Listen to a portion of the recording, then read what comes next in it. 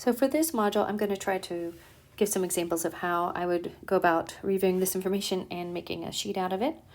So I always pay attention, especially to the learning objectives, and then I pay attention to the video notes. If there are video notes, like the little video review notes or video review questions, I always pay attention to those. So also with this, if there's something that I already would know, and I'm pretty sure that I know it, then I don't write it down, because you have to be careful not to write too much down, because then you can't find the information. So there's a point of this where you have to depend on yourself for it. So interpret information in a chemical reaction and write diatomic elements. So the first thing that comes up is actually the diatomic elements. And from that video, I kind of liked, let's just say I liked this. I liked how there was like a little periodic chart on there, and it kind of showed where the diatomics were on it. So then I would go in there and I would just maybe mimic that and put H. And even though H doesn't normally have a 2, since we're talking about diatomics, I might go ahead and put a 2 there. And then the other ones were in here. And again, 2, 2, 2, and then Cl, Br, and I2, and that's where they are on the chart. And I would write the word diatomic. And for me, that word means pairs. I kind of got that feeling from it. If it means something else to you, then that's cool. Notice that that's the number 7 if you like that. And then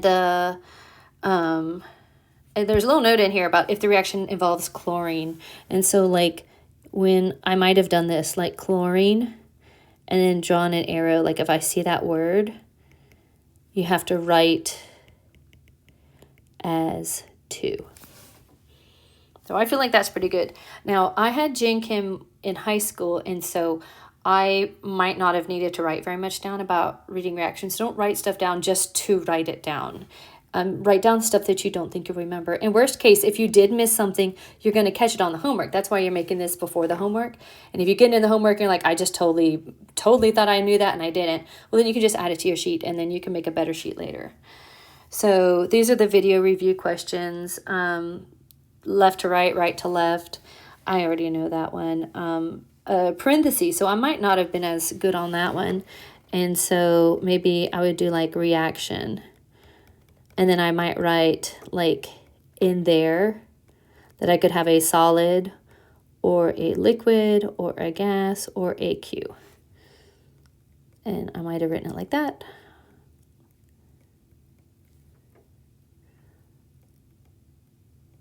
I don't know, aqueous.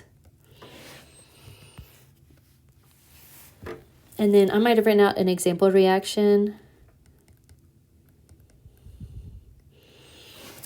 And here, like I might stick a 2 in front and just remind myself that that's a coefficient. And if I put like a 3 there, that's a subscript. Now I know that these are reactants and products, but if you didn't, you might add in that word reactant and products. But if you know, you don't have to rewrite it. And then about the understood one part. So I know about an understood one, but I might have made a little note if I didn't and just put understood one. Now, when I'm going through this right in here, like I always notice on this point too, like right facing arrow when it says react, produces, or yields, I might not have remembered that. Like that word yield is kind of a weird word for me. So I might have written that word here and maybe assumed I would have been good with the other words, or maybe not and write all 3 of them. I'm going to kind of assume that I went through these and I was really comfortable with them, but maybe if I get through the homework and I feel like I'm not comfortable, I might write a reaction out with that. But for me right now, I'm looking at that, I'm like, okay, I mean, that's a reaction. I can write that out later if I have any issues. And maybe if I'm not completely sure, I can just make a little note to myself that like word problems with reactions, those, you know, and I would just put that it's in the thing reaction types.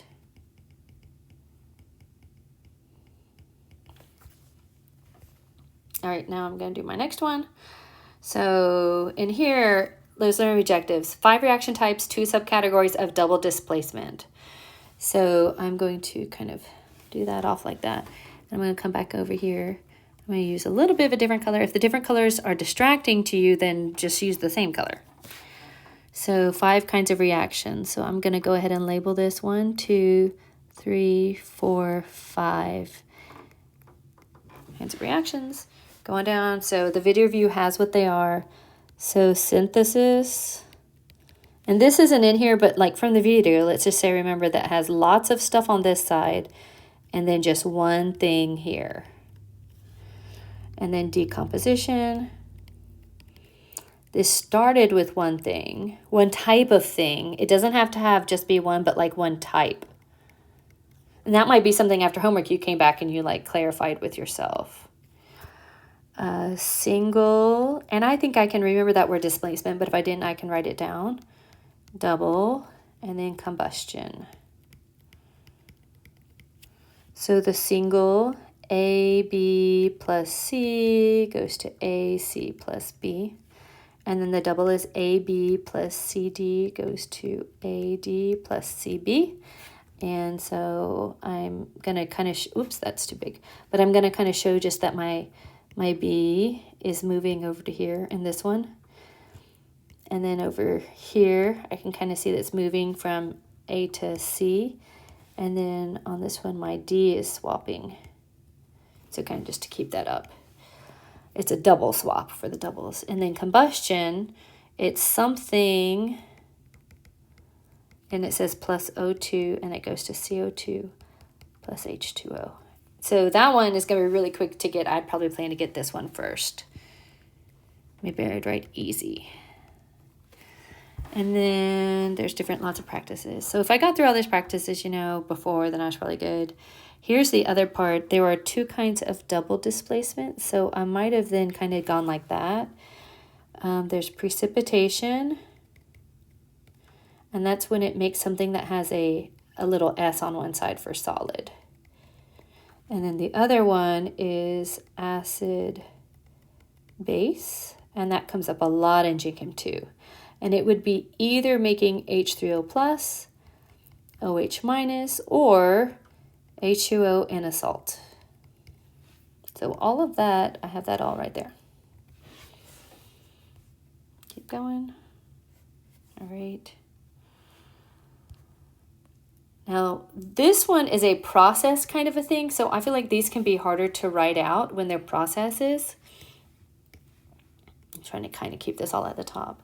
So the first one's about balancing reactions. Now, this whole first section, it says apply the law of conservation of mass. So I might have included this law. Law of conservation mass is that the mass of the reactants equals the mass of the products. And again, if you don't want to abbreviate, don't abbreviate. And then, so there is this picture and it's talking about the point of it. And this might have been something where I thought it was useful to take the time to do it. So like I might have actually drawn these out. And again, if you kind of got it from the first time, then don't bother with this, but maybe it'd be useful. So HH and OO. And so then maybe I can kind of show like, so my O's are even.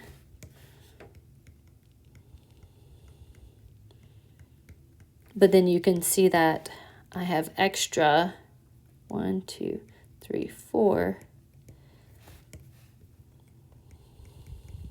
2 extra H. And so what that means is that I would have a coefficient on the front right there of 2.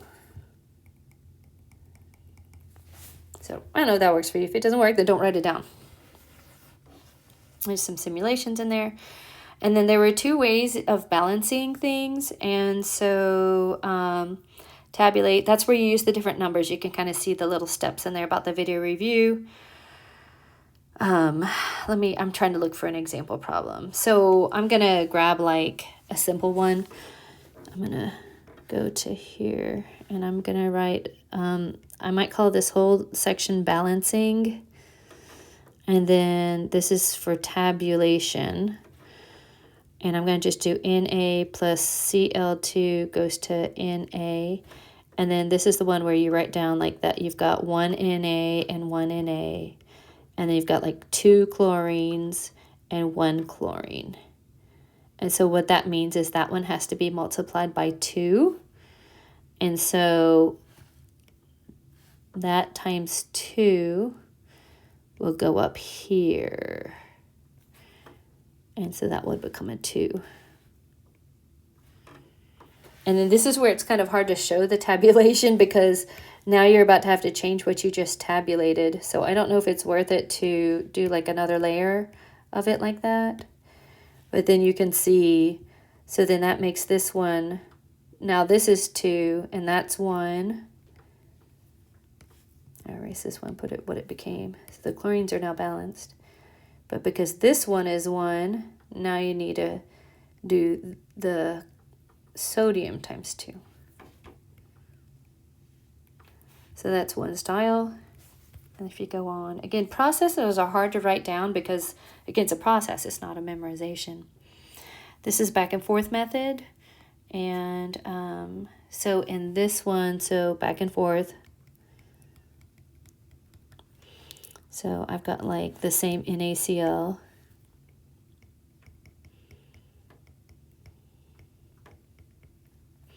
And where I want to pay attention first is, it's not Cl2, is those are not balanced, and so I need a 2 in front right there. I'll make that like a darker shade. So because of that, I do that, so that's first. And then because of that, I recognize that that is going to affect him. And I said that backwards. And again, while you're writing these out, you might be like working through some of these things. So that is first, where I realize that I need the 2. And then I know that that affects him, so that's my second step. And then my third step is to write the 2 in front of the Na. So again, that's a process. You just want to put it whatever works for you. And then continue. Also with processes, they do better the more practices that you do. Now this one has a tricky place. So here's tricky. So the tricky ones are like C2H5 plus O2. And it says, if you look at the summary, balance this last. And then if confused, erase and put a 2 here.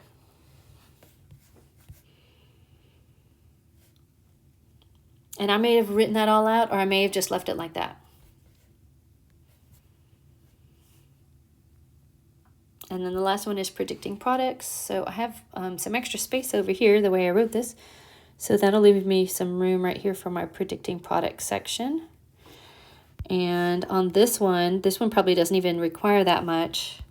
I just need to predict the products for all the types. No, not for all the types, just combustion. So I may go over here and make a little note and just say that those ones are the ones to predict the products.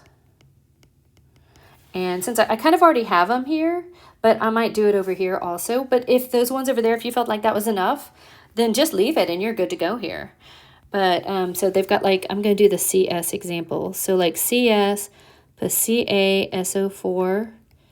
And then like the first step is to write down those. And then the second step is, now some people like doing inners and outers. I typically just will switch the negatives. Switch the negatives. I should write that smaller there so I've got room. So switch. And then that will give me Ks plus CaSO4 makes CSO4 plus CaS.